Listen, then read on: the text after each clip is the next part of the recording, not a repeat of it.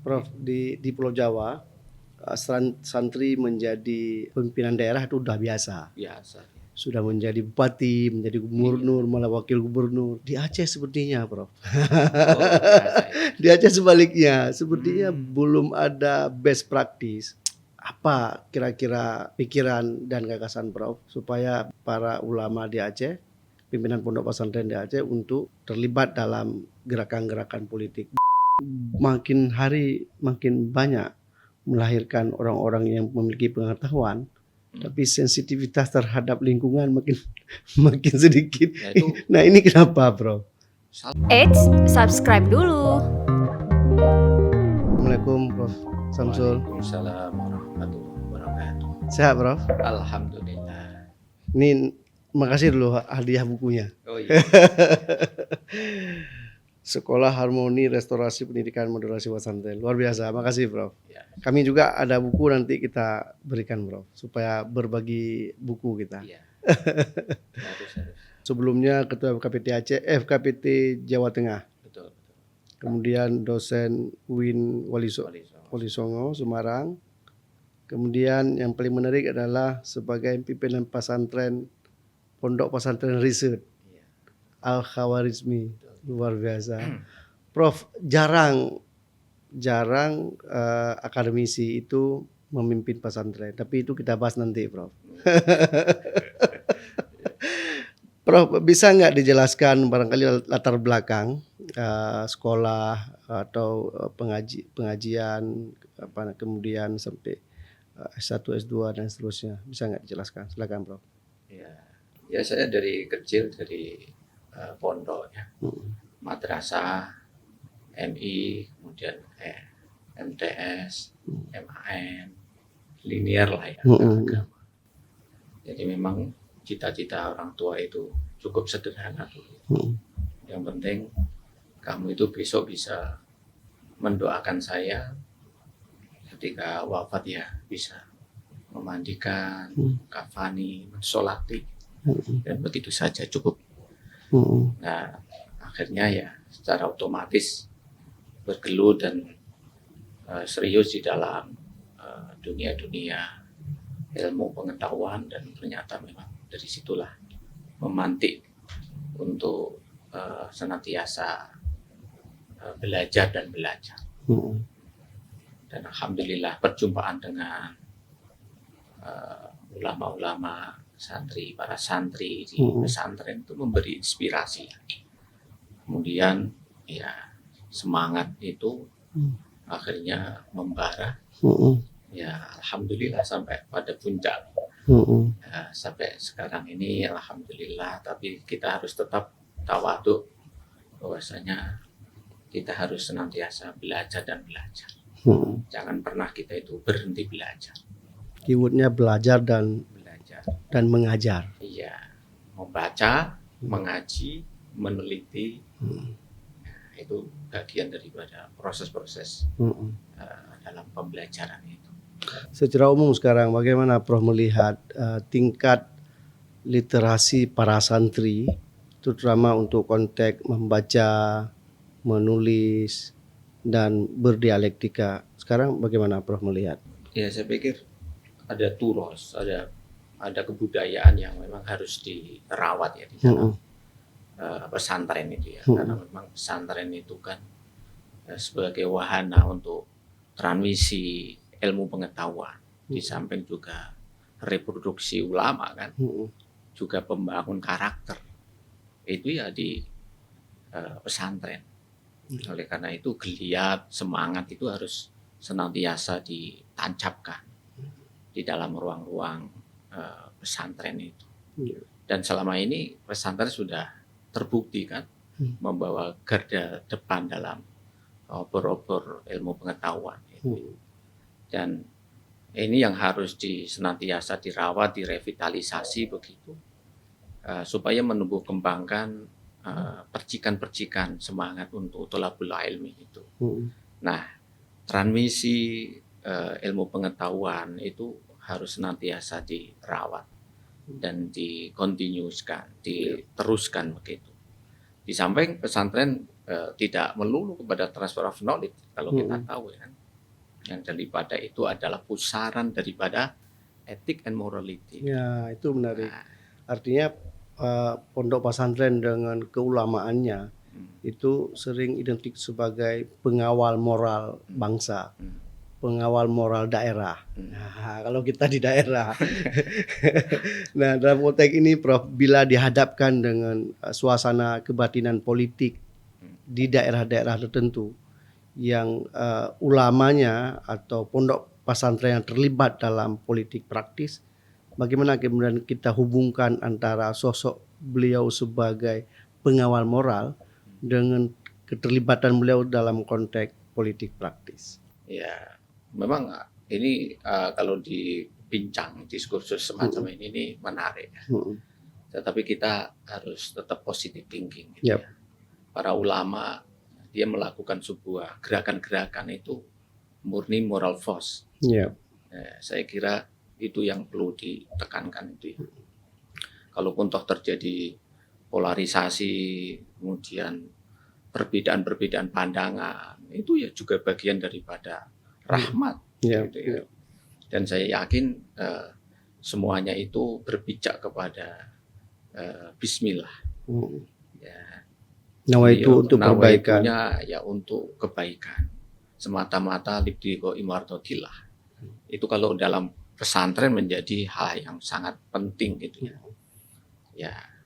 Dan insya Allah kalau semacam ini diterapkan, diimplementasi dengan baik, saya pikir itu akan membawa nilai-nilai positif. Gitu ya.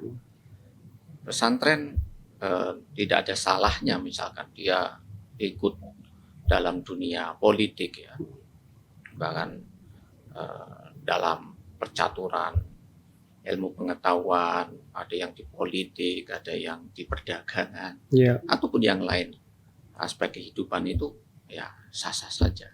Tetapi yang jelas tadi pijakannya itu harus Moral force. itu.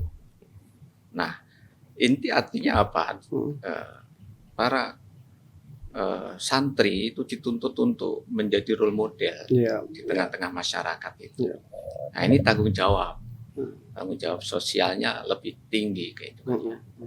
Dan insya Allah kalau dia sudah memiliki niatan yang baik, menjadi best practice, role model yang bisa dijadikan sebagai uswah di tengah-tengah masyarakat.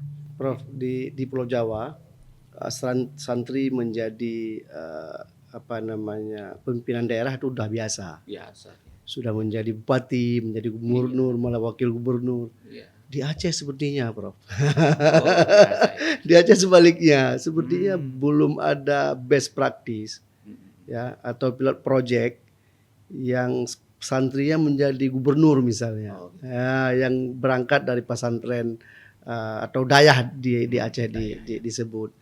Nah, apa kira-kira pikiran dan gagasan Prof supaya best practice yang ada di Pulau Jawa itu juga dapat membangkitkan spirit para ulama di Aceh, pimpinan pondok pesantren di Aceh untuk terlibat dalam gerakan-gerakan politik dengan niat moral force tadi? Ya, mungkin perlu dilihat dari paradigma ya. Sangat penting paradigma inklusif ya, sebagaimana diwacanakan oleh ulama-ulama sejak dulu kala ya kan.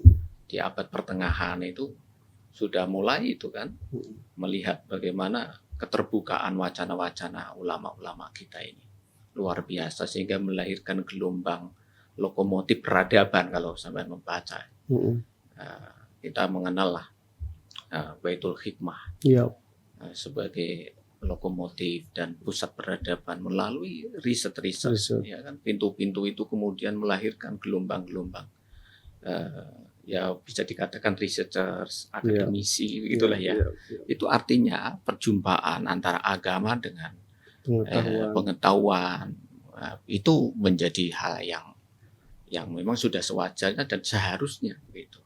Nah, akhirnya kan terjadi lompatan-lompatan yang tidak harus melulu terdikotomisasi gitu.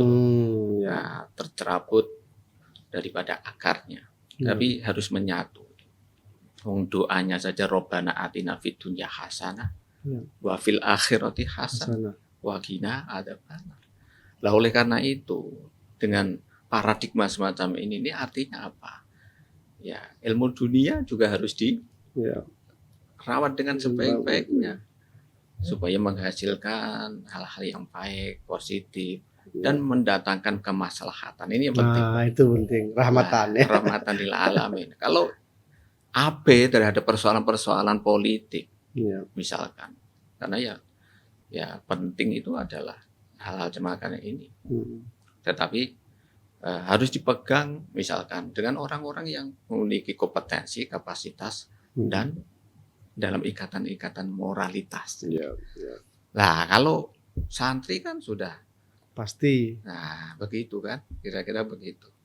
Apalagi memiliki berbagai semacam nilai-nilai universal yang sudah melekat, tidak hanya sekedar dihafal. Ya, ya. Ya karena memang Bukan proses, hanya menghafal kitab, ya, kitab tidak hanya kuning. dihafal. Kalau di pesantren sudah terbukti kan, ilmu itu tidak hanya di dalam hafalan, Ya. tetapi di drill, ya, dilatih dan diimplementasikan. Ini yang penting. Makanya ethic and morality ini yang penting.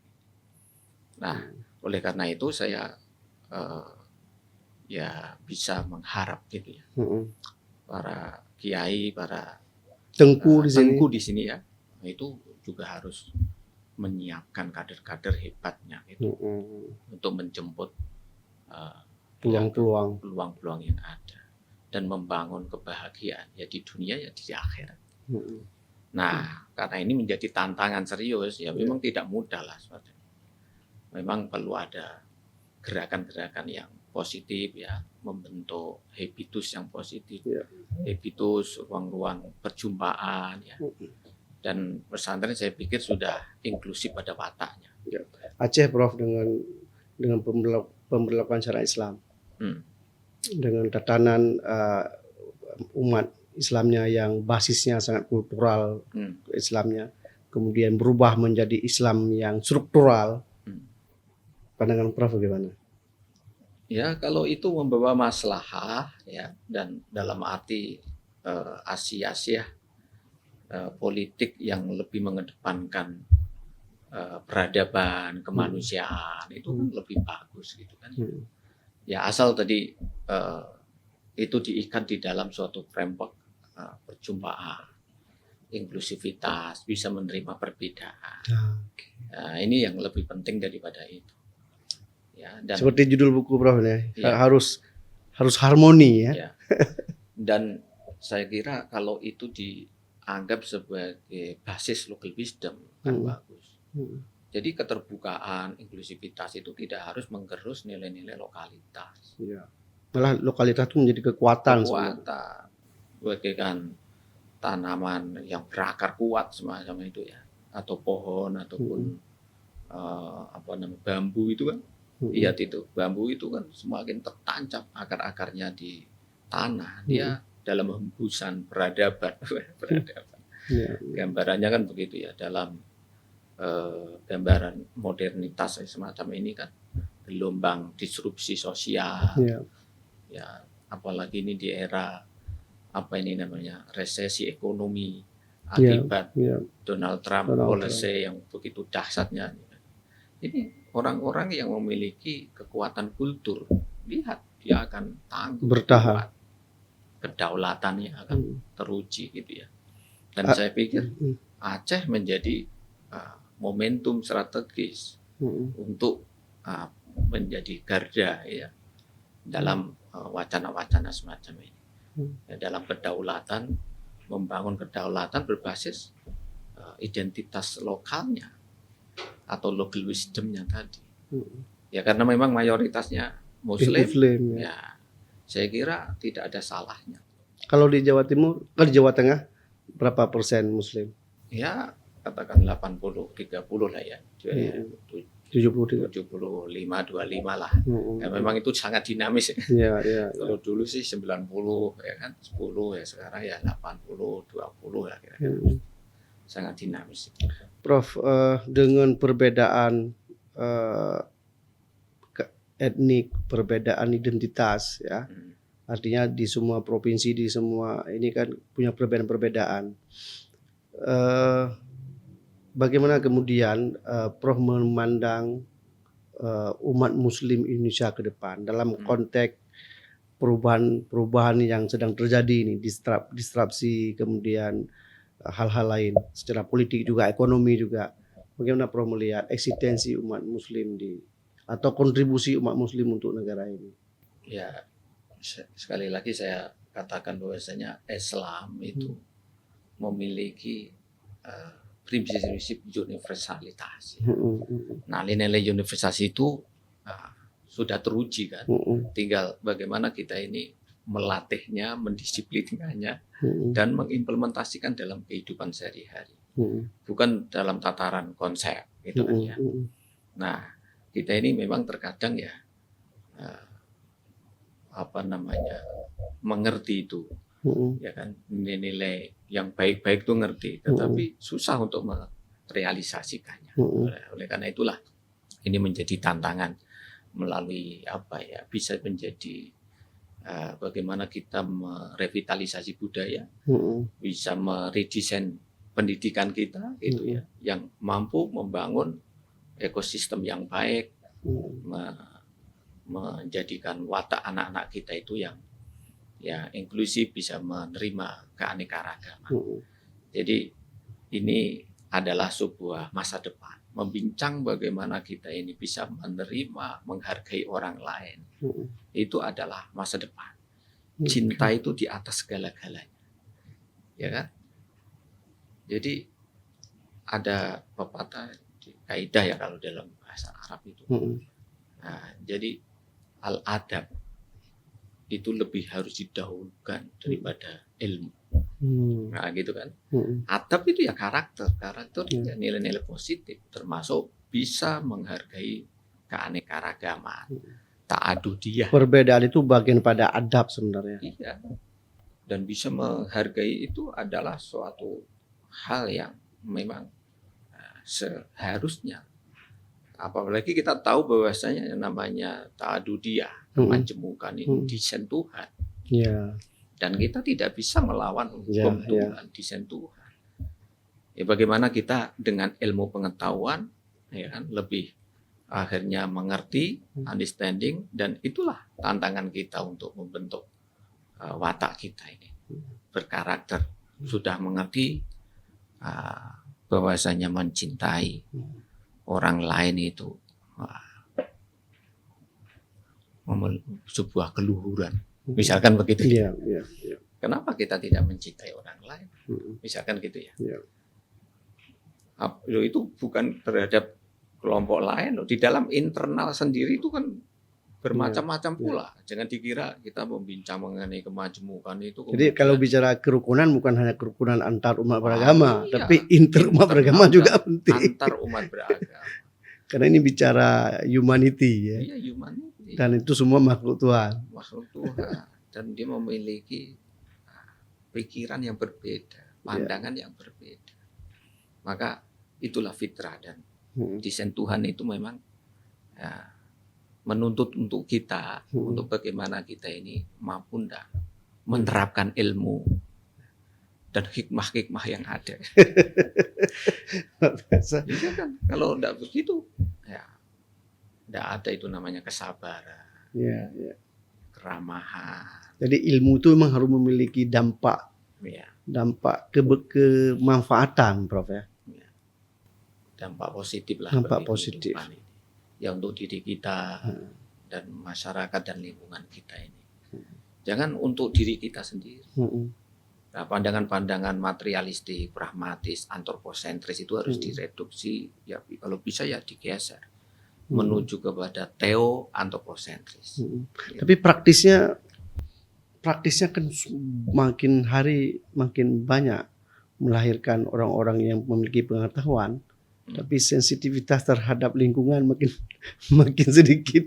Nah ini kenapa, Bro? Salah dalam proses pendidikannya. Lebih menekankan kepada transfer of knowledge. Sasarannya adalah intelektual, integritas semata, gitu ya. Padahal pendidikan itu harusnya ya membentuk manusia seutuhnya.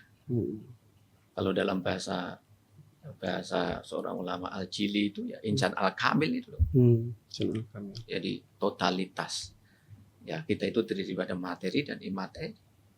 Dan manusia itu unik loh sejak dulu ya. Proses turunnya ke muka bumi ya, itu kan sudah diberitahu oleh Tuhan. Adam, besok kamu kalau turun ke bumi ya kan, dirikan tempat untuk ibadah. Ya, tempat pertama kali yang dibuat ya itu kan Baitul Ka'bah kan. Inna awwala baiti wudi'a lin-nasi lalladzi bi Bakkata mubarak wa hudal lil alamin. Ini yang penting. Yang pertama kali dibuat di muka bumi ini itu adalah persoalan spiritualitas, yaitu tempat ibadah. Yang sekarang ini teman-teman kita pada pergi haji. Ini kan terinspirasi karena saya tadi baru ke Serambi Mekah. Serambi Mekah di Aceh. Dan teringat teman-teman, wah Masya Allah itu sebuah kekuatan, jangan dikira. Dan kekuatan itu adalah bentuk perjumpaan. Kalau memang kita ini ya materi, badan wadak sebagai manusia turun ke bumi ya kan, dengan simbolisasi membangun namanya masjid sebagai hal yang pertama kali yang harus diciptakan, harus dibuat lah. Inna awwala ya kan. Jadi harus. Oke, kemudian Prof ini kita geser sedikit soal Prof sebagai mantan ya. Mantan apa ini? Mantan pengurus FKBT. Saya juga di sini pengurus FKBT ya, sebuah forum pencegahan radikal terorisme di Jawa Tengah, di Aceh. Bisa nggak dibagi, Prof? Bagaimana pengalaman Prof itu bergerak atau melakukan dialog soal pencegahan radikalisme dan terorisme di Jawa Tengah? Untuk pencegahan ya. Ya. Tadi mau saya katakan sebenarnya manusia itu pendekatannya harus totalitas. Ya akal, ya hati, itu kan ya. Ya spiritualitas, ya materialitas. Ini hal-hal yang perlu harus secara proporsional kita perhatikan. Kalau kita melulu hanya pendekatannya itu logika matematis, tidak akan ketemu hidup ini.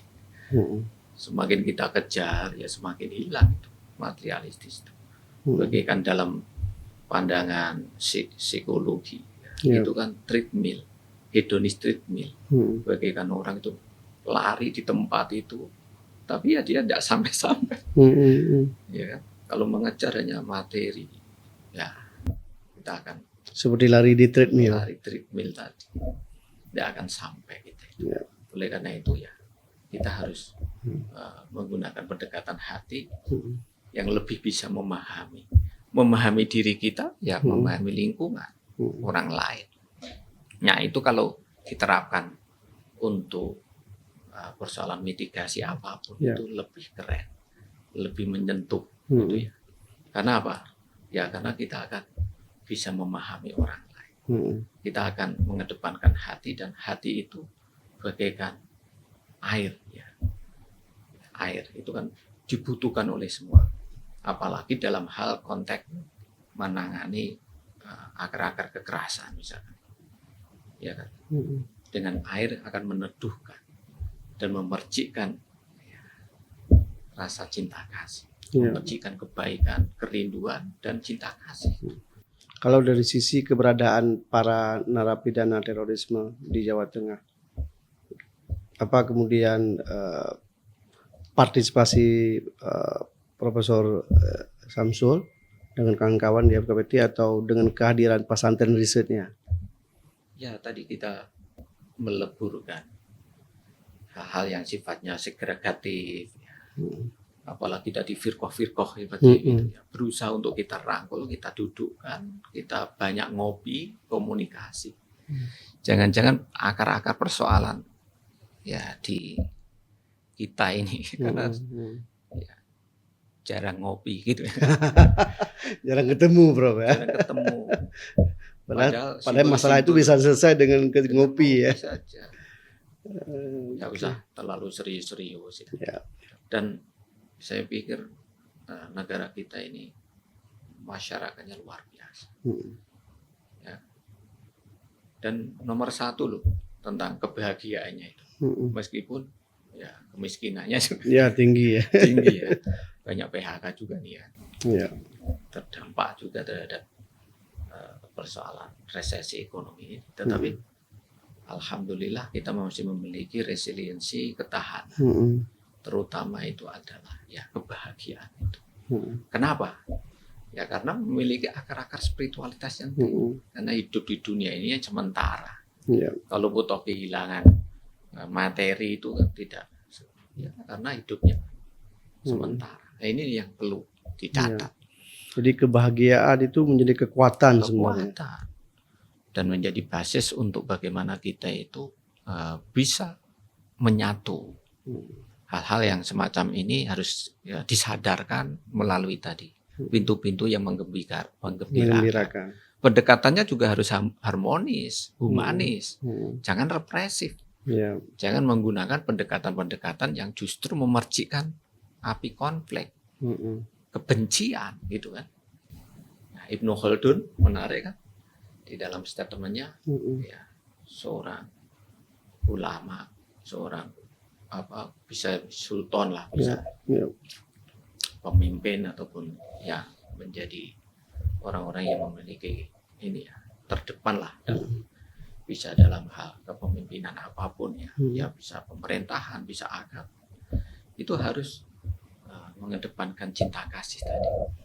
Semakin kita itu bisa merangkul, mengedepankan cinta kasih, maka pengikut-pengikut kita itu akan ya bisa menjadi teladan yang baik, role model di tengah-tengah masyarakat kita ini. Dan yang dirindukan. Ini yang penting. Betul. Nah, kenapa hal-hal seperti ini nih kita tidak lakukan? Makanya kita sebagai tadi bisa dikatakan kita harus mempraktekkan dari hal-hal yang sekecil mungkin di tingkat RT, tingkat RW gitu. Nyatanya juga bisa kok dalam menghadapi situasi-situasi seperti pandemi corona kemarin. Itu kan dengan kekuatan tadi. Terus kalau ada pertanyaan, Bro, bagaimana eksistensi atau kontribusi pesantren itu dalam pencegahan radikalisme? Ya, di samping menjumpakan, ya memberi suatu artikulasi positif dari hal penyadaran ini. Sadar sebagai manusia yang harus saling menghormati. Ada namanya mutual love, mutual understanding, dan mutual respect ini yang harus diwacanakan dan harus dipraktekkan gitu. Ya kan? Nah ini habitus itu kan ya adanya di pesantren tadi. Contohnya sebagai lembaga yang bisa merawat antara ya akal ya, tapi juga mengedepankan hati. Jadi proses-proses yang menuju kepada penyatuan tadi, menuju kepada insan kamil. Nah, insya Allah itu ya akan menjadi yang positif, yang baik gitu. Ya olah pikir, olah rasa, sekaligus olahraga. Jadi semua harus harus digerakkan ya. Jangan satu Kalau perspektif, jangan satu ini saja. Nah, saya kira seperti pesantren, setidaknya itu kan ya menerapkan atau mengimplementasikan nilai-nilai tadi dengan baik. Ya sudah menjadi proses tarbiyah ya. Juga ta'dib, tapi juga ta'lim. Nah, ini ya. Jadi bukan hanya tarbiyah ya. Tidak harus sinergi. Iya. ta'dib, ta'lim. Ya. Jadi tarbiyah, ta'lim, dan ta'dib. Adabani Rabbi fa ahsana ta'dib. Kan gitu kan. Oke, Prof. Sesi terakhir. Saya udah dapat buku buku Prof nih. Bisa nggak diceritakan apa substansi dari resume buku ini, Prof? Ya, sebenarnya sebagaimana saya katakan tadi, harmoni itu puncak kenikmatan yang harus kita rawat dan harus kita jaga. Nah, proses-proses itu harus dilalui, ya, melalui suatu inkulturisasi yang ya baik, dan sarana-sarana itu adanya ya di pondok, di sekolah, dan lembaga ataupun sekolah ataupun lembaga-lembaga pendidikan itu. Maka ya pendidikan itu harus menciptakan suatu harmoni dan saling mencintai. Makanya redesign bagaimana membangun kembali ya sekolah ataupun pendidikan ya bisa menjadi sarana-sarana perjumpaan masyarakat yang notabene berbeda tadi menjadi keharusan, ya kan?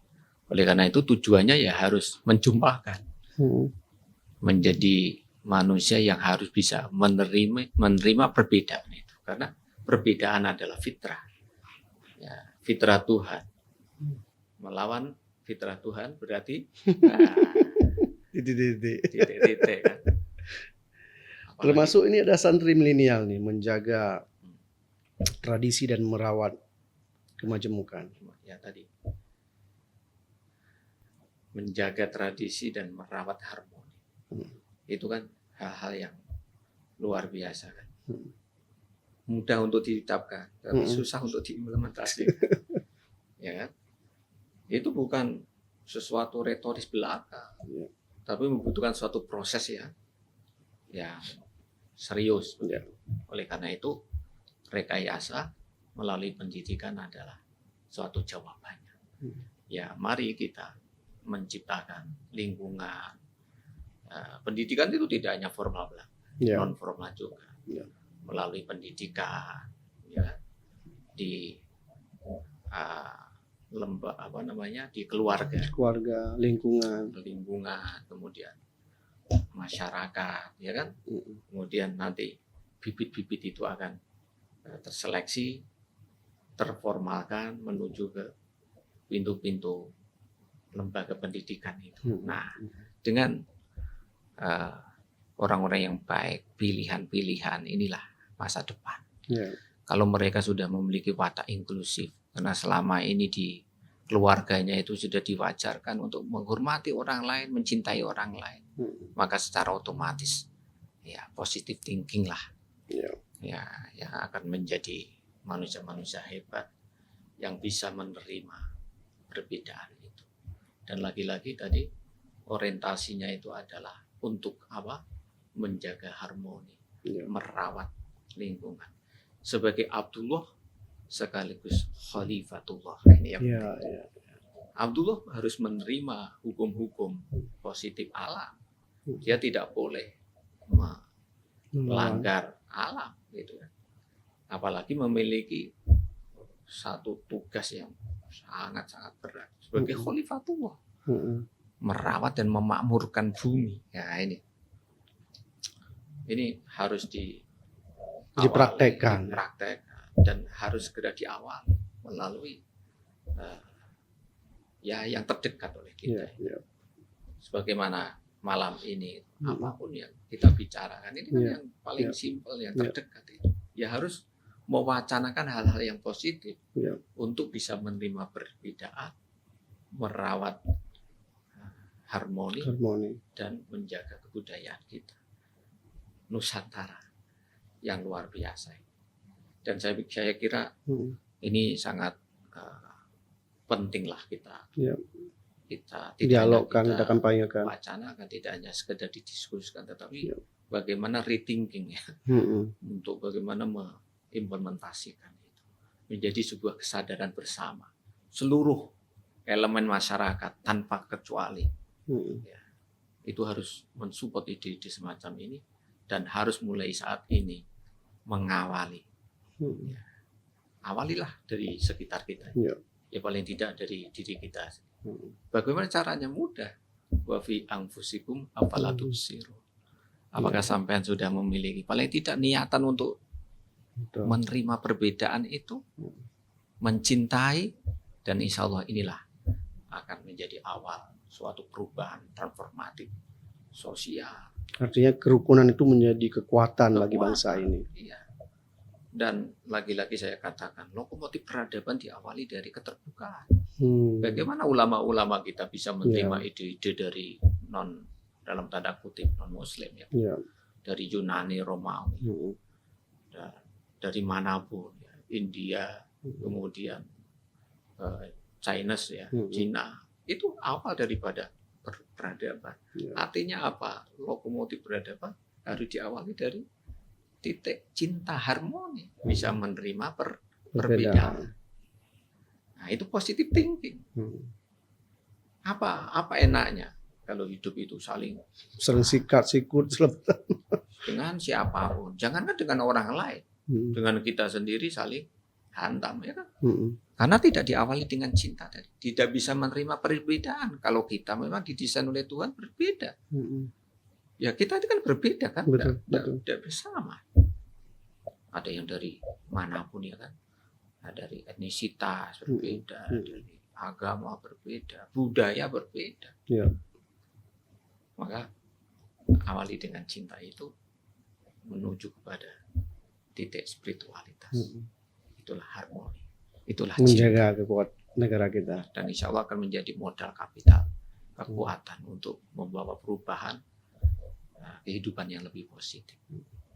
Jangan mau diadu domba dengan framing negatif untuk membenturkan antara kita dengan siapapun itu. Lebih baik kita kembali kepada tradisi kita itu, yang luhur, yang sudah terintegrasi, menjaga perbedaan antara agama, kepercayaan dan kultur lokal setempat. Kalau sampai membaca itu kan akan menangis sendiri, malu lah. Iya betul. Ulama-ulama kita, sangat sesepuh kita, leluhur kita itu sudah sangat terbuka, menjadi best practice mengenai itu. Nah kita malah memercikan api konflik. Ayolah kembali kepada watak diri kita sebagai cultural identity kita itu. Ya, kalau dalam bahasa orang Jawa itu bisa memayu hayuning bawono. Ya, bisa menerima perbedaan, merawat perdamaian. Jangan mengedepankan syahwat. Ya, katanya harus takdimul ilm, takdimun nas alal syahwat. Lah ini malah semuanya dikedepankan nafsu-nafsu kepentingan, bukan ilmu, bukan wahyu dan ilmu itu. Ini kalau insya Allah lah menjadi sebuah kesadaran, insya Allah nanti akan baik. Dan saya kira Indonesia sudah terbuktilah mampu menghadapi berbagai macam rintangan. Tapi pintunya tadi mudah untuk bangkit kembali manakala kita itu membukakan pintu-pintu perdamaian, pintu hati yang bisa menerima perbedaan tadi. Insya Allah itu nanti insya Allah akan akseleratif dan akan cepat kita ini akan bisa bangkit dan akseleratif dan membangun dunia kita yang sebaik mungkin ini. Dan insya Allah itu akan justru akan menjadi model di tengah jatuh bangunnya masyarakat dunia ini akibat disrupsi yang demikian. Ini kan luar biasa kan, semuanya pada rontok kan. Indonesia kan masih adem ayem. Saya melihat ngopi-ngopi semuanya. Kalau di mana aja, kita lewat tadi warung kopi pun. Everything is smile. Itu artinya itu sudah capital. Prof terakhir, Prof, apa harapan Prof sebagai seorang akademisi di Pulau Jawa, di Jawa Tengah, untuk kedamaian, kerukunan, dan juga kemajuan, terutama bagi masyarakat Aceh. Ya, kita harus menyatu, kita harus peduli, kita harus meningkatkan sense of crisis. Jangan berpikir untuk diri kita sendiri. Sudah saatnya kita ini membangun untuk masyarakat, terutama dalam hal tadi, membangun intelek-intelek masa depan yang inklusif, yang bisa menerima perbedaan itu. Ya, jadi sudah saatnya lah kita ini yang bisa kita lakukan dengan apapun kapasitas kita. Tidak harus pejabat. Ya, tidak harus pejabat. Semua kita memiliki tanggung jawab itu. Kita memiliki tanggung jawab yang sama. Tadi sebagai Abdullah wa Khalifatullah. Soal kalau itu sudah disadari, insya Allah kita akan mudah untuk membuat sebuah gerakan, harokah yang positif, ya, yang memiliki dampak-dampak, kontribusi. Ya. Sekarang kan harus kurikulum berdampak kan. Nah, ini berdampak ya. Nah ini bagian daripada berdampak itu. Jadi jangan menunggu siapapun yang kita. Ibda binafsik dengan modal kapital, pengetahuan dan pengalaman yang sudah kita miliki. Dan kita ini kan menjadi masyarakat pembelajar. Bangunlah learning community. Itu murah meriah. Ya kan? Ini learning community. Learning community. Memang slogan kita di sini, Prof, ini ruang Sago TV itu ruang literasi dan ruang edukasi. Ya seperti itulah saya membangun pesantren riset alhamdulillah. Insya Allah itu menjadi ruang-ruang perjumpaan, sharing, gagasan, penelitian. Dan insya Allah kalau kita yang kita kedepankan itu akan menjadi masyarakat literate. Akan mampu menghadapi gelombang-gelombang disrupsi sosial. Kadang sekarang persoalan sosial itu sangat dinamis, muncul di TikTok. Ya. TikTok itu katanya menjadi wajah sebuah daerah. Ya. Apalagi musuh-musuh kita ini untouchable. Tak terlihat. Prof sudah kemana saja di Banda Aceh? Alhamdulillah dah sowan ke para ulama-ulama. Sudah ketemu para tengku. Yang penting sudah sowan Syekh Kuala. Ya kan? Luar biasa. Auranya sangat positif sekali. Teduh ya kan. Masya Allah. Dan saya juga sowan kohler juga. Oh, kemakan kerkop. Iya, kerkop. Kohler. Ya, saya kan melihat itulah bukti-bukti sejarah yang harus kita temukan, harus kita teliti dan insya Allah di balik itu semuanya ada hikmah, ilmu dan hikmah. Baik Prof, makasih kehadirannya di Sago TV ruang edukasi dan mohon maaf saya culik dari hotel. Wah, iya. Saya juga agak kaget tadi. Makasih Prof. Assalamualaikum warahmatullahi wabarakatuh. Jika video ini bermanfaat untuk Anda, silakan subscribe, like, dan nyalakan loncengnya.